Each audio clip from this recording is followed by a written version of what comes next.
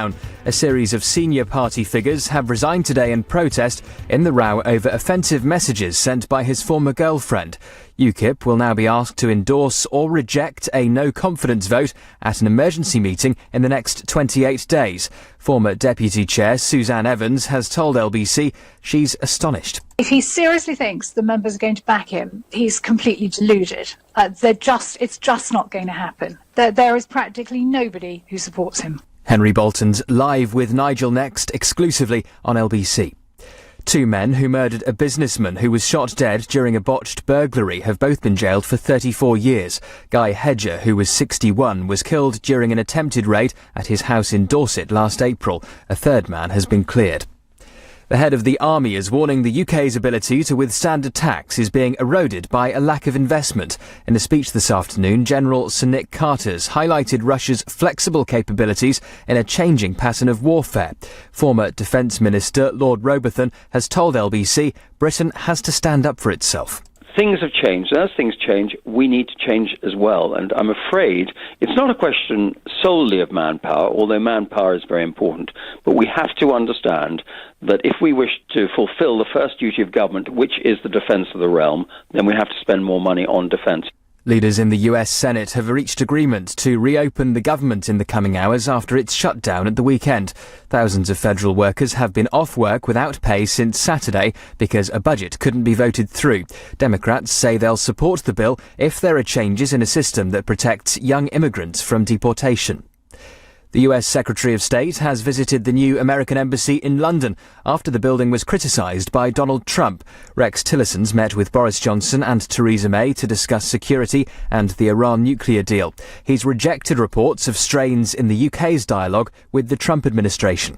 We treasure this relationship, and I treasure Boris's relationship with me personally and the work that we do together on these many issues, and I'm delighted to be here again. And Alexis Sanchez has completed his move from Arsenal to Manchester United. The Chilean forward arrives at Old Trafford after 3.5 years at the Emirates.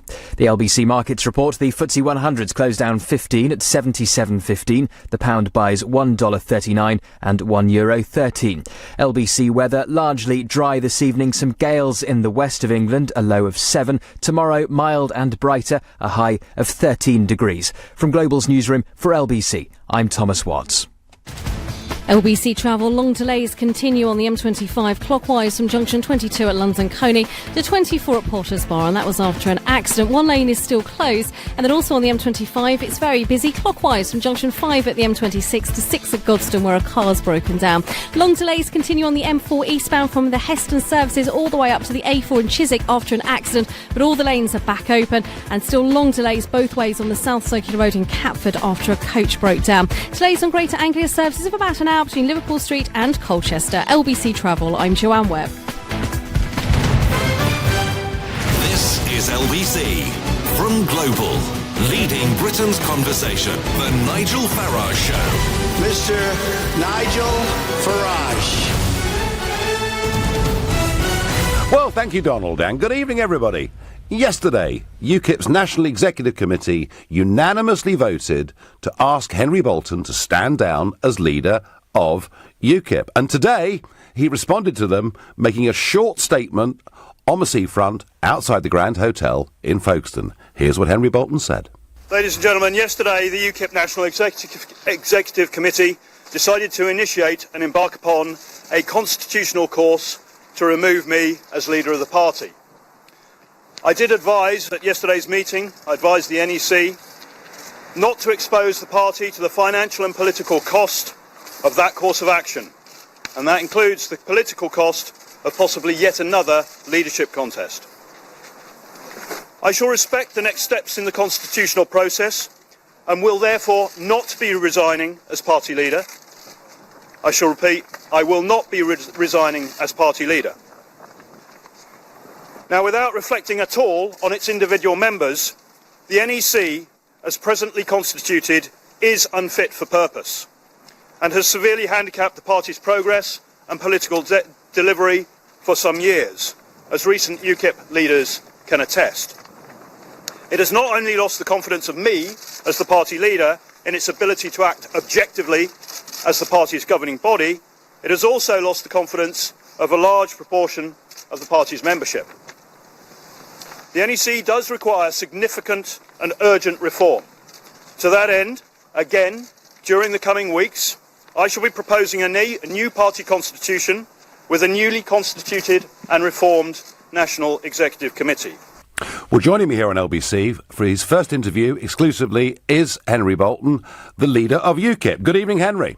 Good evening, Nigel. Good evening. Close colleague who I've worked with for years in UKIP said to me that in a short space of time, you, Henry Bolton, have turned this into a soap opera and in doing so have brought the party into disrepute.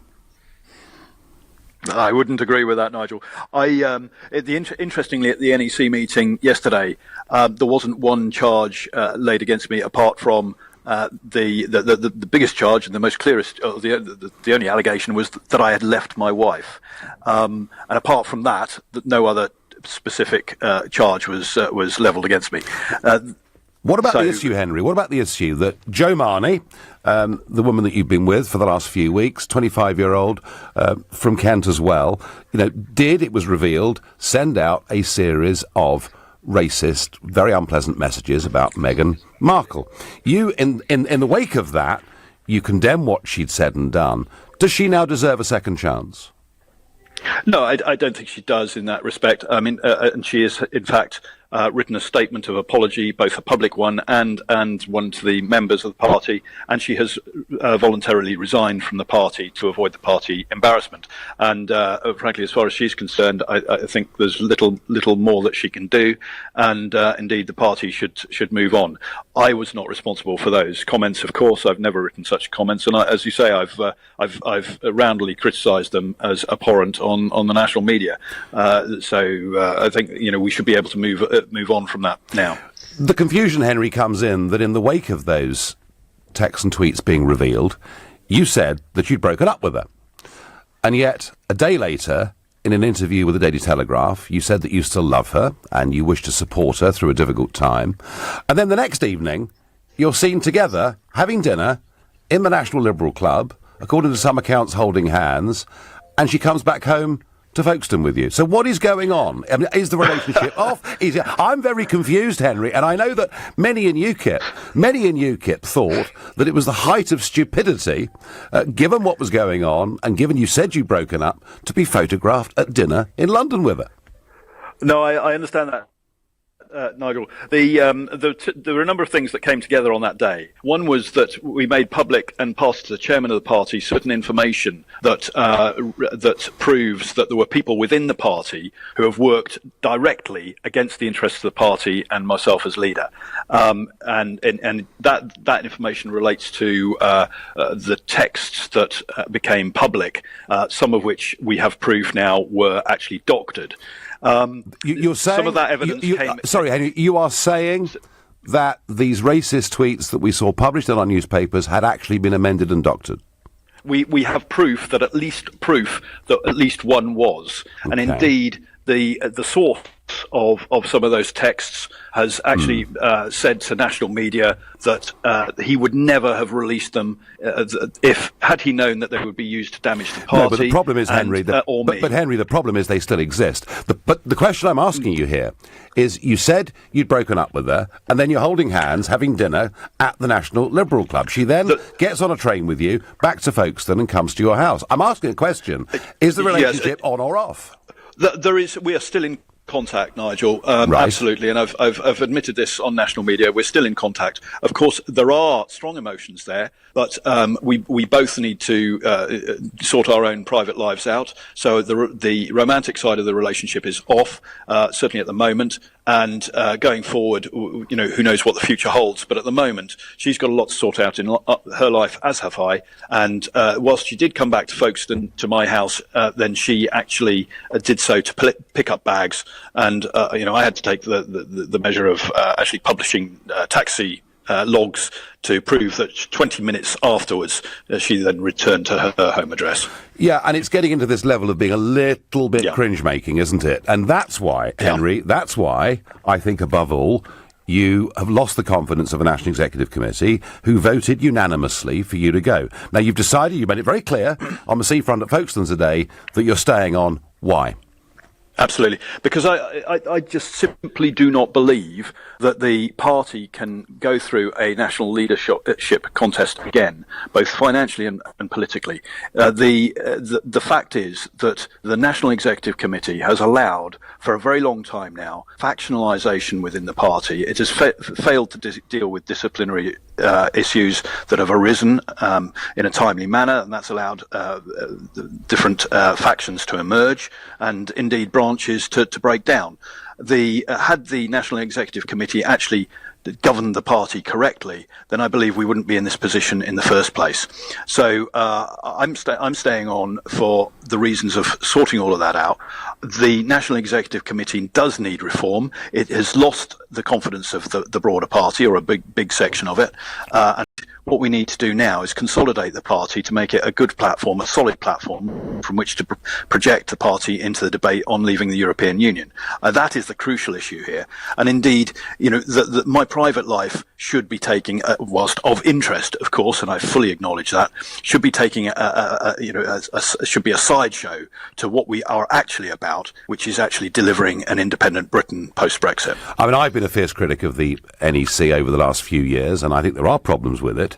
But on top of that, we learned that yesterday and today, 16 party spokesmen have resigned their posts. Members say they're leaving. And I just wonder, do you think to yourself for a second that perhaps pushing the party on to the agony of an EGM, which will be a global soap opera, I guess, because everyone's going to want to see what happens, is this not perhaps just a little bit selfish? No, to be honest, Nigel, the last thing I need personally is to go through all of this. I'm doing it because I believe it's in the interests of the party and the nation. And indeed, these resignations don't help anything. If the people resigning had any interest in the interests of the party, then they would actually be continuing their job. If they want to call for my resignation, that would be one thing. But actually, the functioning of the party should be taking precedent over anything else. So they should be continuing in their roles. Their resignations achieve nothing in that respect. So I would urge everybody in the party to stay calm. Let this play out, form their own opinions about the new constitution or proposal that I will put to the party. Henry, I want to get this absolutely right. Are you suggesting that you will draft and present a new constitution for the party in the next, 4 weeks is the limit between now and the EGM, isn't it?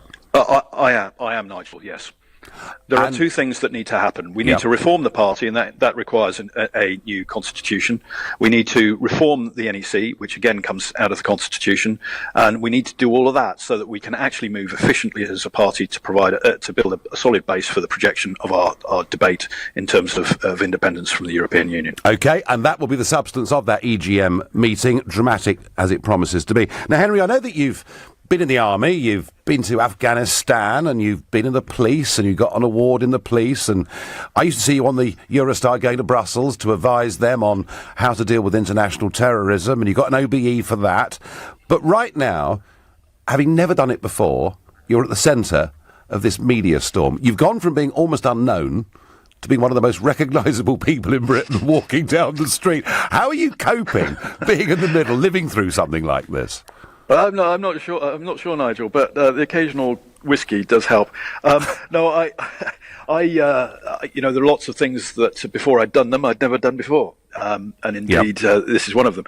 It's a steep learning curve, but in some ways, I'm actually quite enjoying navigating through all this. The media attention, it takes all sorts. If you're enjoying it, Henry, that's quite something. It really is. And Henry, at the moment, the argument is Bolton's a goner. He's lost support. All these public figures are disappearing from him, but we'll find out from the active membership that turn up on that day. Let me ask you, what does Henry Bolton do if it all goes wrong next month? Across that bridge when I come to it. I mean, I'm still going to be campaigning solidly for independence from the European Union in all areas of government and administration. I think that's absolutely crucial. I'm not going to go away in that respect. No way, no form. But on something you just said, Nigel, yeah. The NEC, 14 people are voting against me, yet 4,000 people elected me. And I question the right of 14 people to overturn that 4,000 vote. Well, so we will take it to the membership. You will have your day, Henry. You will have your day. That EGM is going to happen, and I thank you very much indeed for joining us here exclusively on LBC. Well, that was Henry Bolton, leader of UKIP. In a moment, I will interview Margot Parker, who, until I heard the early morning news, was the deputy leader of UKIP. But for now, you're listening to the Nigel Farage Show here on LBC, and it's 7:15. You've heard all about it. Now, it's nearly time to get your tickets. LBC and its sister stations from Global bring you the Global Awards. Thursday, March the 1st, at London's Hammersmith Apollo, celebrating the biggest stars from the worlds of music, news and entertainment. And the award for Best News Moment, Interview or Debate goes to an incredible night of live performances from Andrea Bocelli and Sam Smith. The Global Awards. March the 1st. Tickets go on sale Wednesday morning at 9 at lbc.co.uk. One huge night. The Global Awards. Don't miss it. LBC. Do you feel as if you never get enough sleep? Hamsey's Sleep Centres have the answer. Buy a new mattress from our promotional range today and we'll give you up to £100 trade-in on your old one. And up to £200 off your new one, free local delivery, free mattress protector and a free pair of pillows. Plus a full 10-year guarantee. We'll even give you a 100-night sleep trial. Hamsey's, Beckenham, Bexley Heath, Leatherhead, New Malden and Wallington. And at hamseys.co.uk. Apparently, there are still some people who say they don't want to apply for an Ocean credit card. That's amazing, because there's a credit limit of up to £1,500. Text so you keep control of your spending, and you can see if you'll be accepted before you apply at checkocean.co.uk without affecting your credit rating. But I know the real reason people say they don't want to apply, because they've already got one. To apply for an Ocean credit card, go to checkocean.co.uk. Intelligent Lending Limited is a credit broker. Capital One is the exclusive lender. Oh, hello. It's me, Dracula, the Prince of Darkness. Just chilling out in the shade while switching my broadband. How is that possible? Well, the Sky Broadband Switch Squad take care of it, so you don't have to. They'll even talk to your current provider, and you should be back online in minutes, so you can get back to more important things. Renfield, another Bloody Mary, please. Hold the Mary. Switch horror-free today with the Sky Broadband Switch Squad. Sky, believe in better. Selected providers, 80% of UK users, Sky network areas only. Highways England is here to improve your journey. Have you noticed the red X's above you when driving on the motorway? Think they're not important? Think again. They mean there's an obstruction or danger up ahead. So if you see one, you must change lanes safely to avoid a penalty, or even worse. So when you see a red X, it's there for a reason. For more information on red X's, search online for smart motorways. Get more for less with Mobalpa Kitchens. Stylish on the outside, clever on the inside, with up to 20% more storage space than a standard size kitchen unit. Order now to pay no VAT for a limited time only. Find your nearest Mobalpa Kitchen studio at mobalpa.co.uk. You could make the main dealer's day by paying over the odds. Or you could go to Big Motoring World and save a fortune on up to 2,000 pre-owned BMWs, Mercedes, Audis and VWs in stock. Then with the money you saved, put a smile on your face with a cheeky weekend away for two. Give yourself a break at Big Motoring World, just minutes from the M25. See bigmotoringworld.co.uk. Leading Britain's conversation, The Nigel Farage Show. Tweet at LBC using the hashtag Farage on LBC.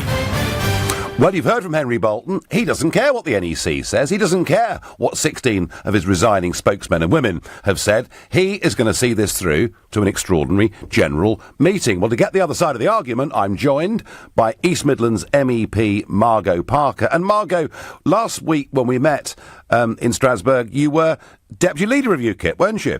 I was. I absolutely was.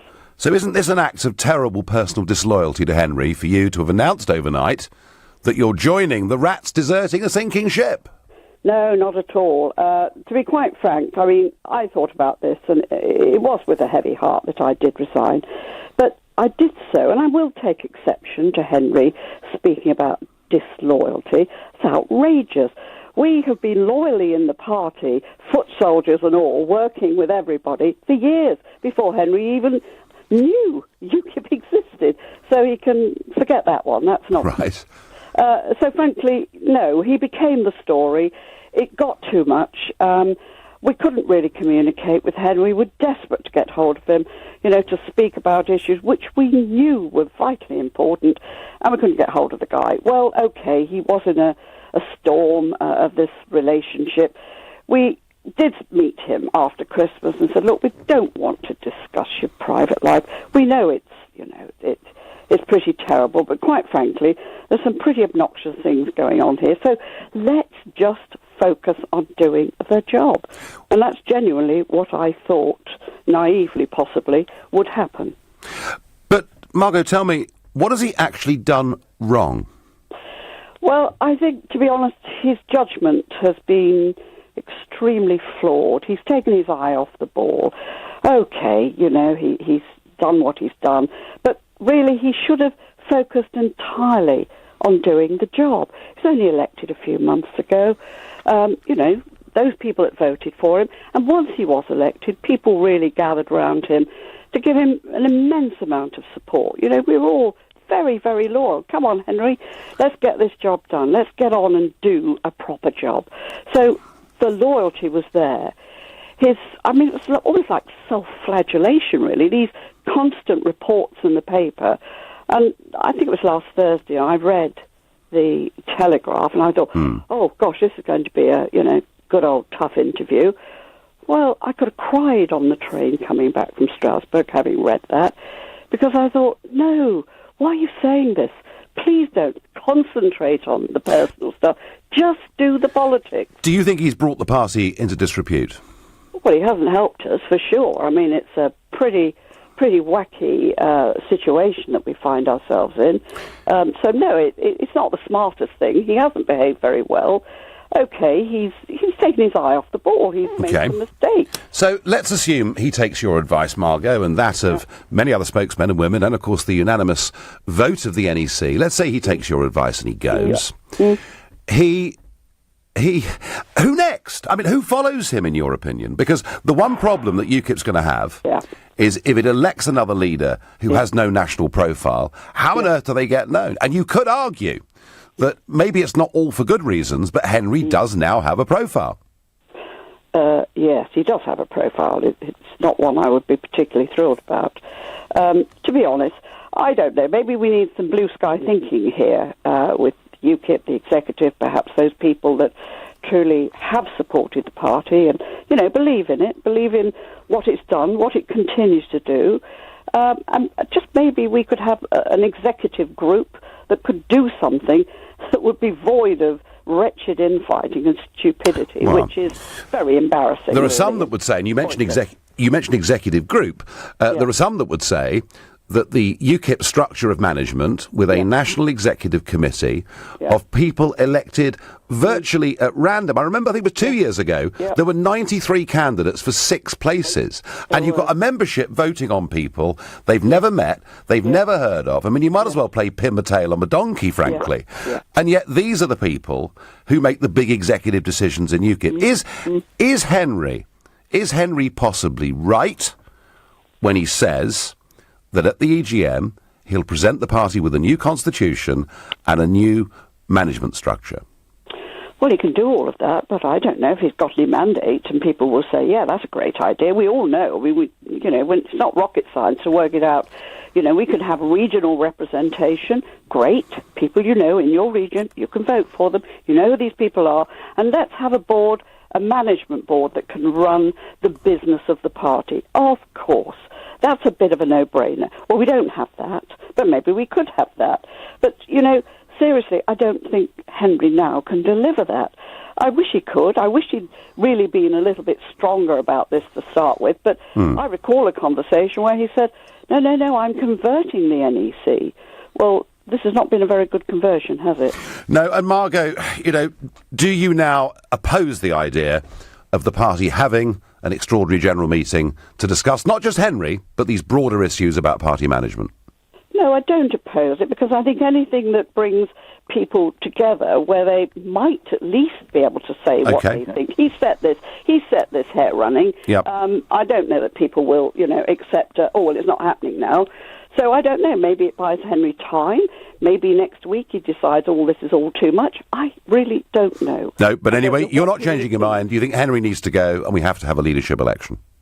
Well, we have to have something. We cannot be in this la-la land. Okay. Margot Parker, former Deputy Leader of UKIP. Thank you very much indeed. Now, I've now got a former Leader of UKIP on the phone, Diane James. She's in Belgium at the moment, in Brussels. Diane, good evening. He set this hair running. I don't know. Hello, have we got Diane James? Yes, Nigel, hello. Yes, Diane, hello, hi there. Now, Diane, you somewhat infamously led the party for a short period of time. Are there, in your view, you know, and I'll come to your view of Henry, but let's just talk about the party for 1 second here. Yep. In your view, are his criticisms of the National Executive Committee and the party structure the right ones? They are absolutely right, and they are absolutely valid. And the one aspect that Henry and I both share is that during our own leadership campaigns, we campaigned on platforms such as an update of the Constitution to change the party infrastructure, principally the NEC composition, its structure and its remit, to introduce new elements such as the management body, to have a really good financial overview and scrutiny, and to look at appointing the right people into the right places within the party structure, be it spokespersons or individuals holding particular areas.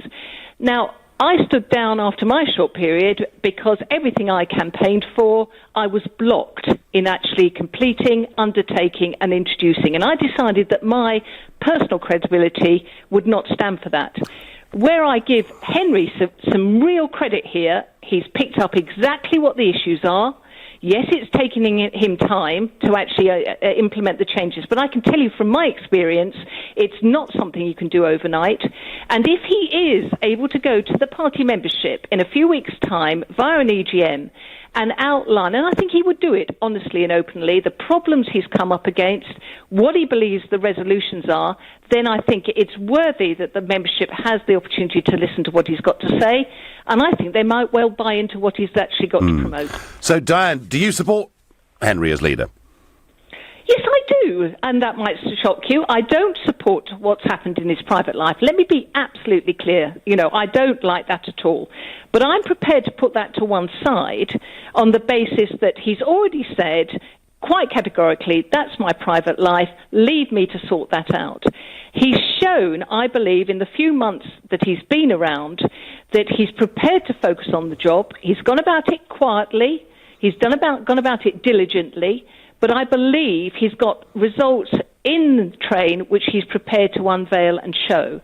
But if the party membership allows the opposition to derail, to destabilise him, much as they've done with me, with Paul Nuttall, with a whole host of other people, then all they will deliver is the opposition's objective of killing UKIP and potentially killing Brexit as well.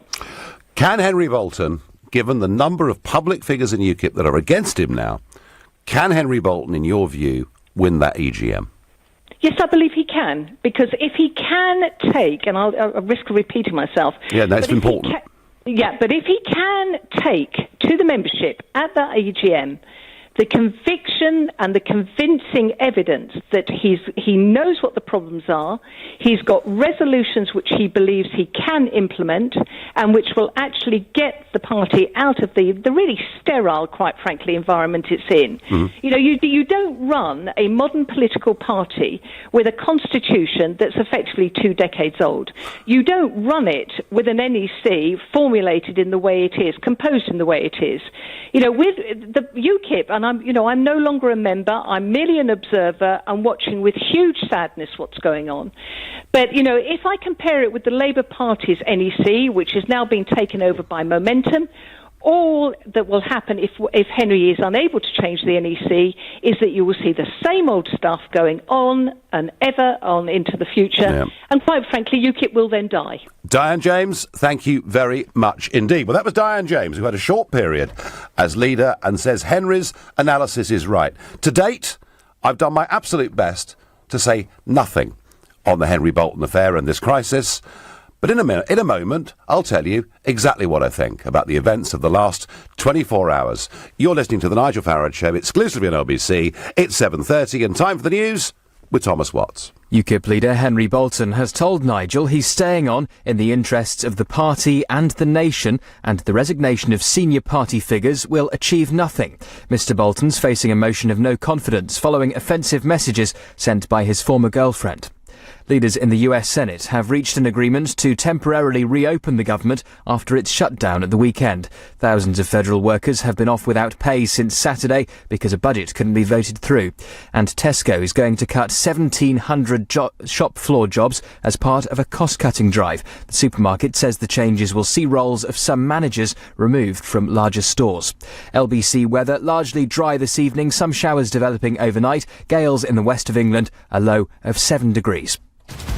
LBC Travel. In Hertfordshire, the clockwise M25 has a lane closure in place. That's between junction 23 for South Mims and 24 for Potters Bar because of an accident involving a lorry. Delays are solid back to junction 22 for London Coney. Romford Road in Stratford is closed for a police investigation this afternoon between Water Lane and Tennyson Road. That's causing long delays on the surrounding routes. In Catford, the A205 Catford Road is partially blocked as well. A coach has broken down on the westbound stretch between Canadian Lane Avenue and Thomas's Lane. LBC Travel, I'm Paula Brett. This is LBC. The recruitment sector is highly competitive. So if you don't attend the UK's #1 recruitment industry event, with its free seminars, training sessions and networking opportunities, but your competitor does, what then? Don't lose your competitive edge. If you work in recruitment, register now for free entry to the Recruitment Agency Expo. Coming to London Olympia on the 31st of January and the 1st of February. Go to recruitmentagencyexpo.com. Crikey, the boiler's gone again. Cold showers. Oh, I'll have to get someone round and tidy up and get better biscuits. I've only got malted milk. I can't have no shower. I've got Zumba on Wednesday. Relax. Relax. It's Trust a Trader. Bloomin' lovely tradespeople who do the job right. You pop in your postcode and find great tradespeople right on your doorstep. Oh, he's here. Get the party rings out. Visit trustatrader.com. Trustatrader.com. Your future is here. The Global Academy. Want to know more? Come to our next open evening on Thursday the 1st of February. Register at globalacademy.com. Block management? It's a doddle, isn't it? I mean, once you've got budget approval, all you need to do is your service charge invoices, health and safety regulations paperwork, do the cleaning, the gardening, general maintenance, sort out site inspections, arrange contracts, insurance, emergency representation. Yes, block management. Such a doddle. Save time and money and cut down on the stress. For complete block management solutions, just call ABC Estates. ABC will take care of all your day-to-day management, leaving you as happy as Larry. For complete block management solutions, see abcestates.co.uk or call 0800 888 6688. Your company's doing pretty well. Your tax position's okay. So what's keeping you awake at night? To face the future with confidence, talk to Vision Consulting. We've expanded from Gants Hill to the Gherkin, with clients from the fishmonger to the multi-million-pound property investment company. And our growth as a firm of chartered accountants and registered auditors is based on our passion for our clients' business. Have confidence in your accountant. See visionconsulting.co.uk. Save up to a cool £400 in the BT January sale. Get super fast Infinity with our Smart Hub, awarded Best Buy Router by Which, and get great deals on TV and mobile. But get your skates on. The BT January sale ends Wednesday the 31st. Search BT Broadband to join BT today. Saving over 18 months with unlimited BT Infinity, BT TV Max, and selected 6 gig handset deals with £5 monthly broadband discount. Landlords, Direct Line guarantees to beat other insurers' renewal premiums for the same cover. Can your insurance do that? Switch to Direct Line Landlord. New customers only. Qualifying criteria apply. Underwritten by UK Insurance Limited. The Nigel Farage Show on LBC. Call 0345 6060 973. So we've heard from Henry Bolton, UKIP's leader. We've heard from his resigning deputy, Margot Parker. What do I think? Was Henry right in the face of the National Executive Committee decision yesterday to stay on as leader and to push this to an EGM? I think there are things that Henry has done over the course of the last few weeks that have not been very wise, then particularly the way that he's handled the media. And if you tell everybody you've broken up a relationship as a result of racist tweets and are then photographed at a smart London club holding hands and you go home by train together, that really is pretty stupid. And that, I think, it was that incident more than anything else that made people lose confidence in him. But am I pleased that he's ignoring the NEC and going to push this to an extraordinary general meeting? Yes, I am. I'm very, very pleased indeed. And I'll tell you why. I, in 2015 and 2016, wanted to call an extraordinary general meeting to change UKIP's constitution, to take power away from a very small group of people elected virtually at random who are not qualified to make big political decisions. You know, I saw things such as the disgraced former Tory MP Neil Hamilton, worm his way into the NEC and get put to the top of the list in Wales. He's now in the Welsh Assembly. I felt that was the wrong thing to do. Neil Hamilton's great fun to be with socially, but I think actually political death. And now he leads UKIP in the Welsh Assembly, having the lowest approval ratings of any party leader anywhere in the world, I think, in history. But that's what an NEC does. A leader of UKIP needs to be able to lead, to make those big decisions, and ultimately to be judged by them.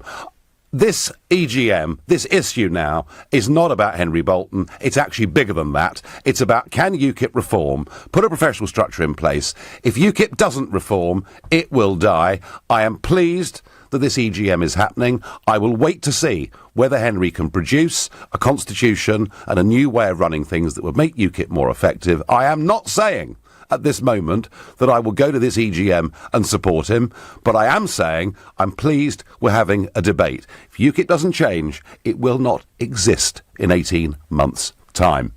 So, over to you. Was Henry right to stay on? Let me know your opinion. Call 0345 6060 973.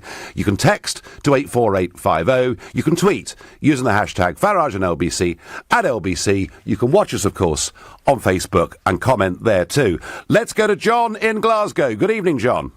Nigel, what this, I'd point out to listeners, this reminds me of is the Labour leadership Jeremy Corbyn debacle. Well, leaving aside any jokes about any physical resemblance here, they spent 2 years.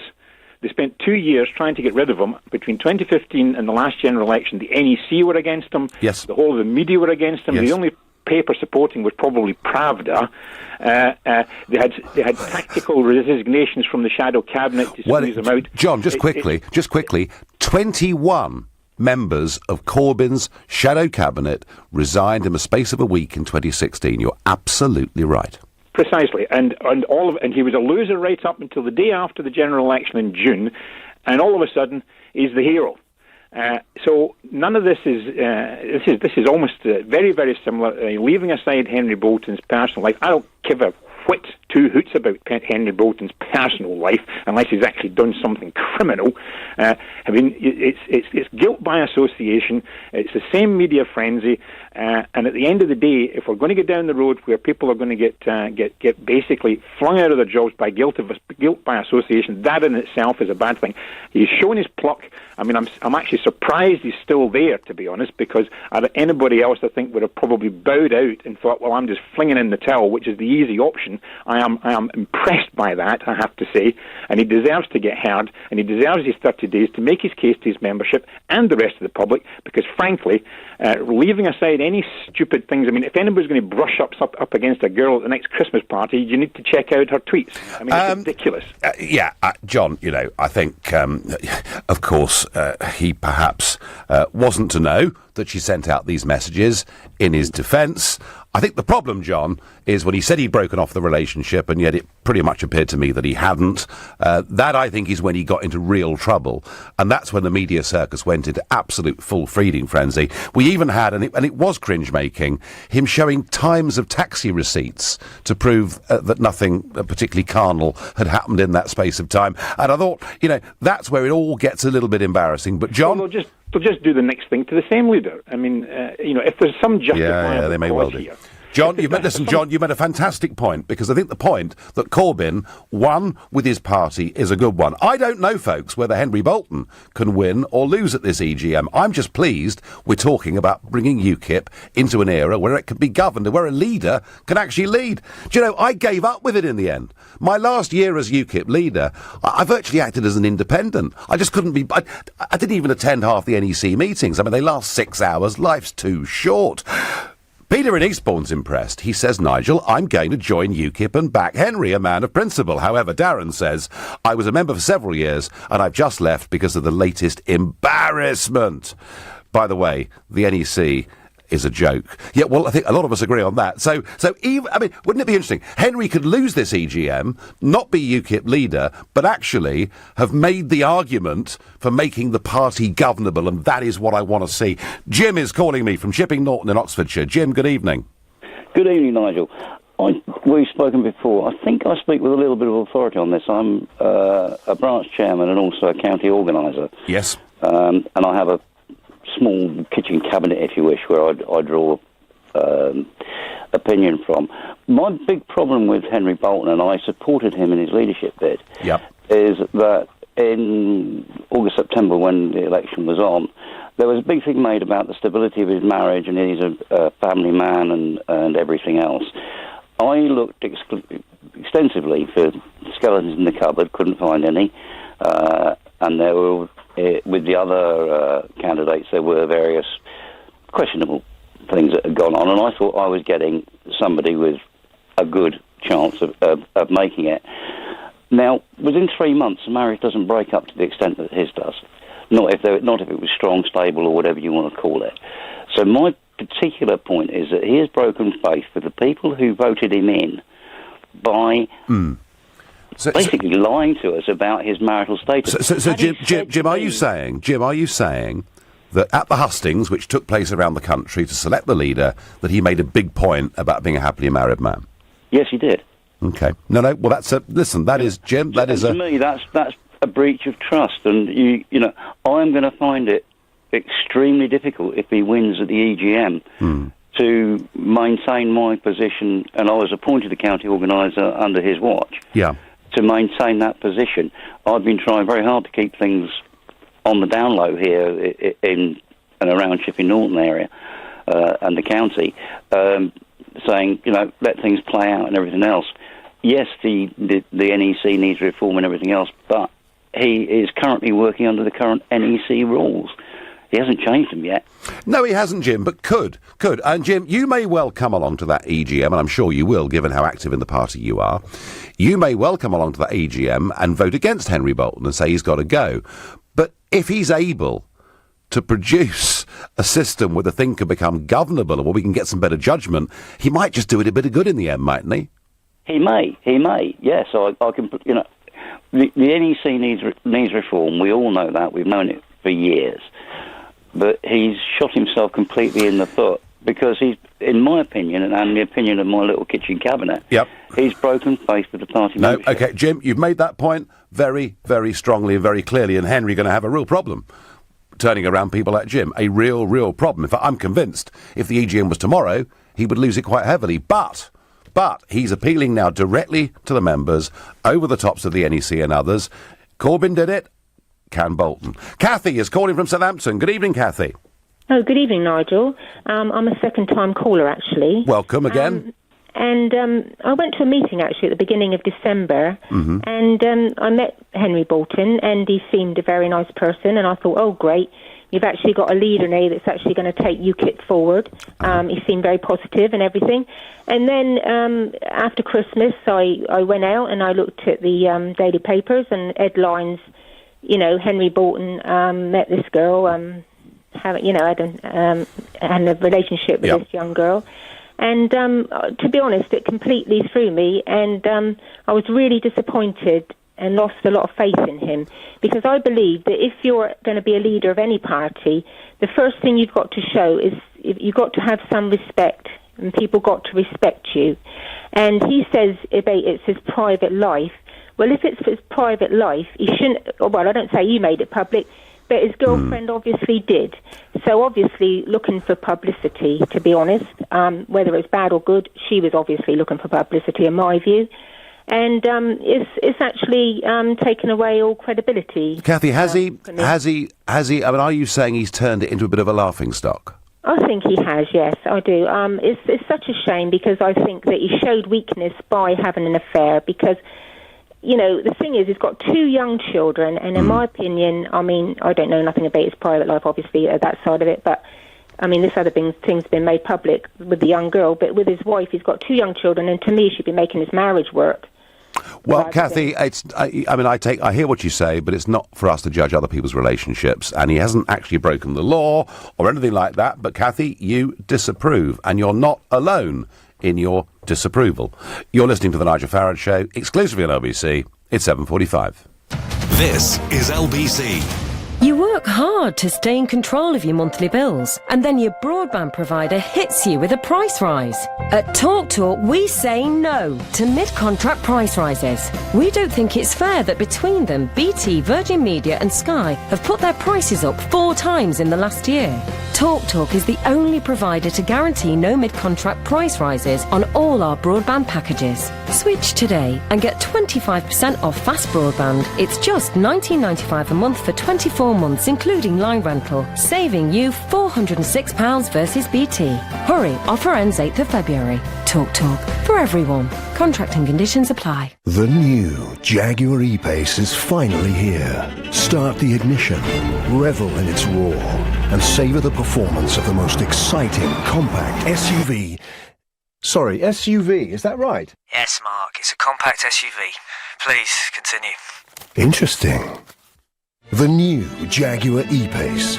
It's not just an SUV, it's a Jaguar. Search E-Pace for more details.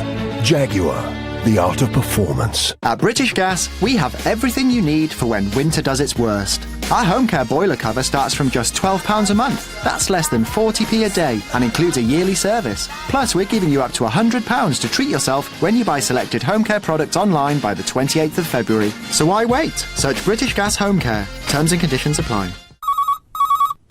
Hello, Tim speaking. Have you been injured in an accident in the last 5 years? Hello, Tim speaking. Are you eligible for a PPI claim? Right now, over 6,400 people are waiting for a call that will change their lives. Telling those closest to you that you want to be an organ donor could help save the lives of people like Tim. Search organ donation and chat about it today. Hello?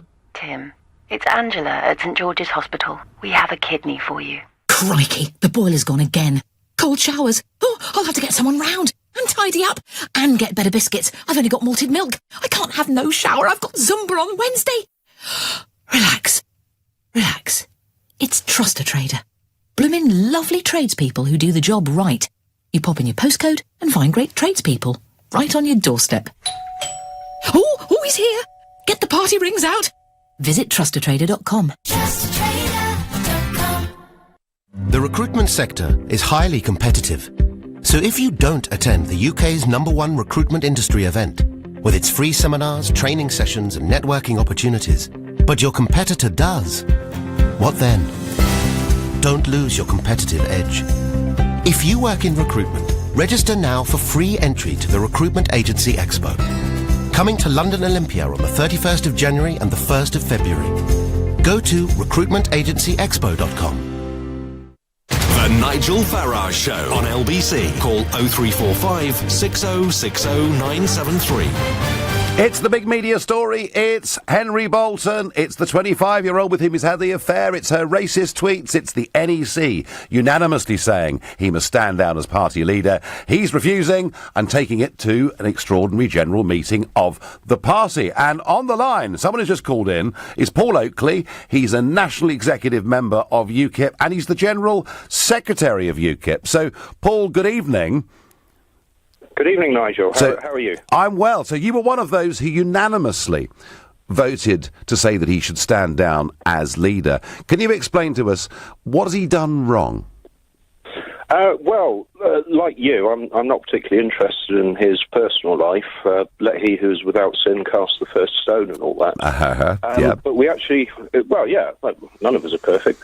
But we'd actually had a meeting about 10 days previously, and there were 5, possibly 6 of us on the NEC, including myself, who were balancing his personal issues against the threat to the party if there was another leadership election. So we were sympathetic to his cause. In the intervening 10 days, he entirely lost us because his handling of the media was absolutely atrocious. A party leader ought to be talking about Brexit when Theresa May is going to betray it. Every single interview that he had was about his personal relationship. And he's also, he's come out with a couple of porkies about this meeting yesterday. He said that the only thing that was raised against him was that he said that he was leaving his wife. Yes. That's absolutely not the case. For a start, he came up with a bizarre conspiracy theory that a woman who you know, I'll tell you who it is privately, had been contacting all the NEC members to turn us against him. It was absolute nonsense. I haven't heard from this woman in months. Paul, you know, when people are in a corner, they look for all sorts of reasons as to why they're in trouble. But so you feel that he's handled the media very badly? Very badly. And do you think, Paul, in your opinion, as UKIP's General Secretary, do you feel that he's brought the party into disrepute? Personally, no. But that doesn't really matter. I mean, you and I have had discussions in the past about reforming the NEC. Yeah.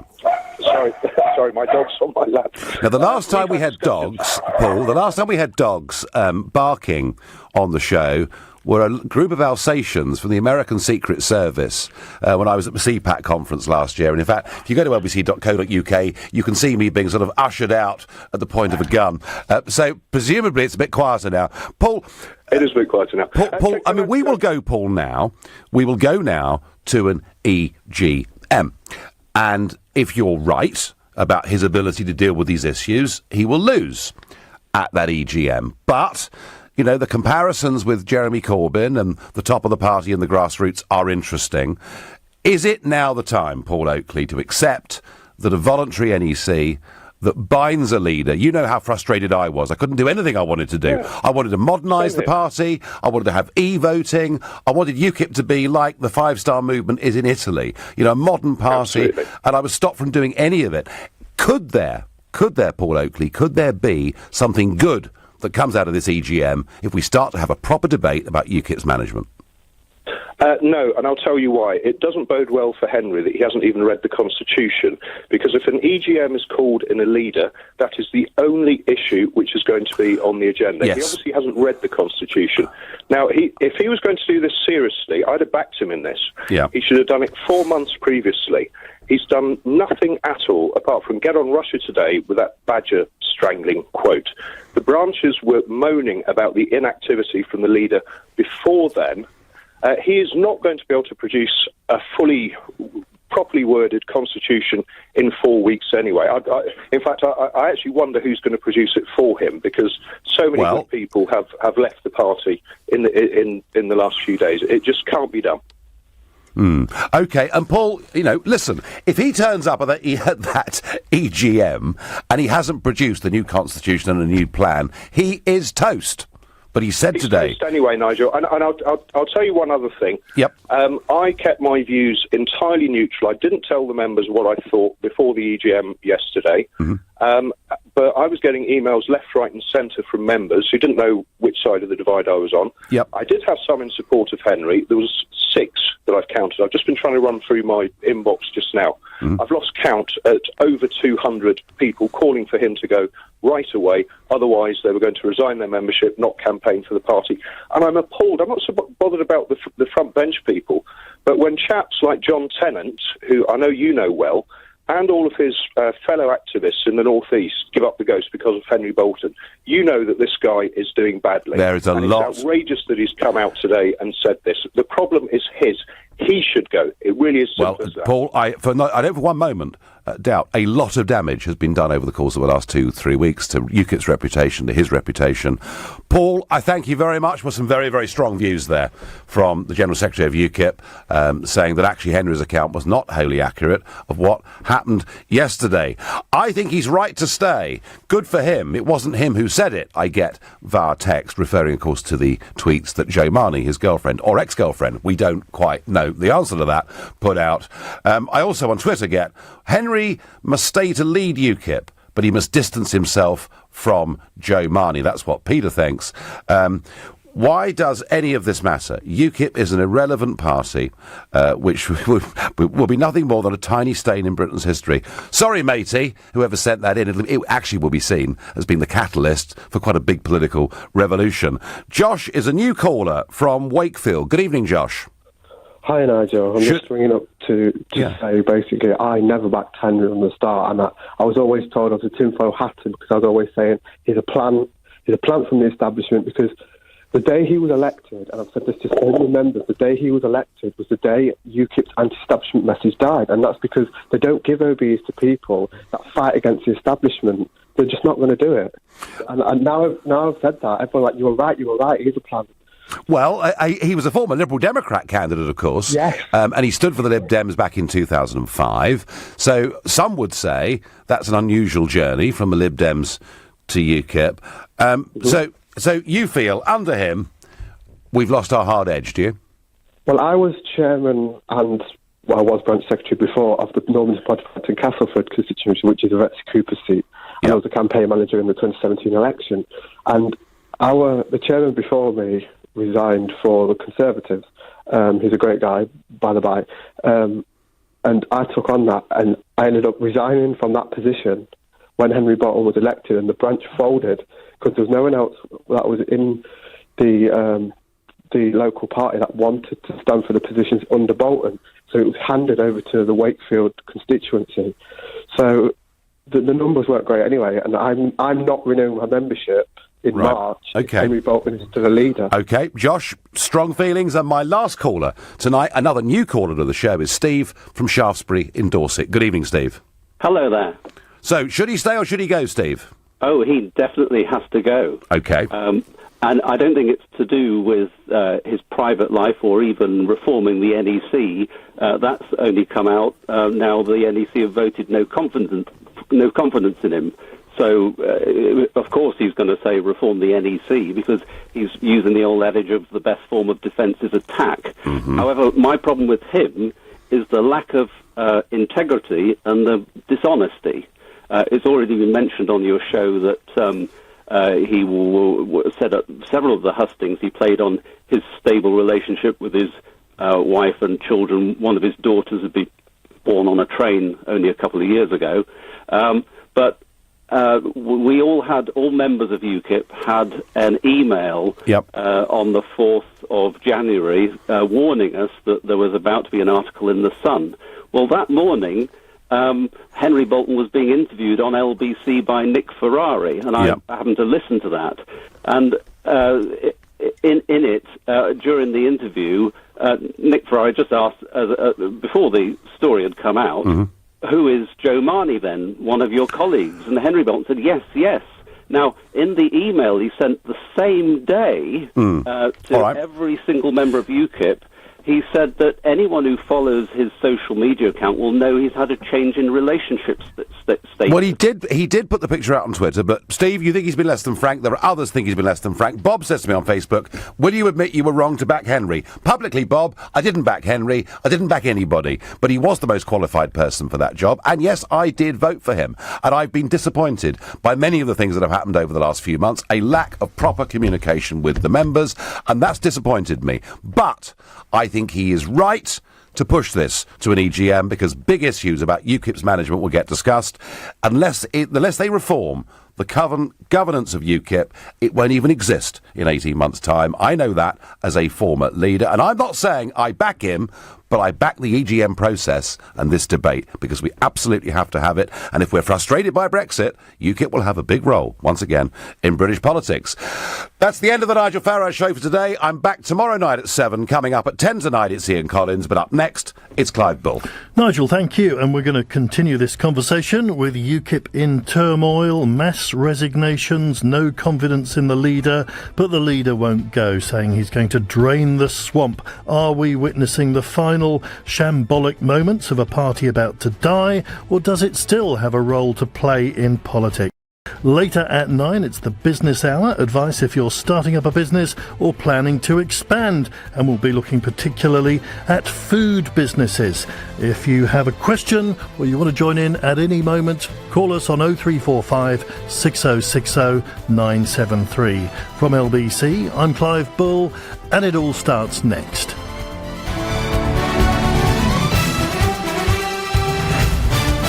On FM, online, on your mobile and on digital radio.